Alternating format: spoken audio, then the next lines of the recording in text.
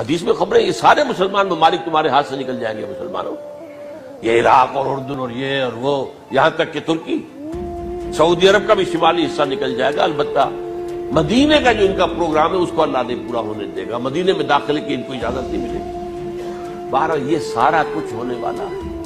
وہ وقت بھی آنے والا ہے کہ حضور کی ایک حدیث کے مطابق ایک شخص کے 1000 بیٹے ہوں گے تو 999 ختم ہو جائیں گے ایک بچے کو۔ یہ وقت بھی آنے والا ہے کہ حضور فرماتے ہیں اتنی بڑی جنگ ہوگی، اتنی خونریزی ہوگی کہ پوری زمین اٹ جائے گی لاشوں سے۔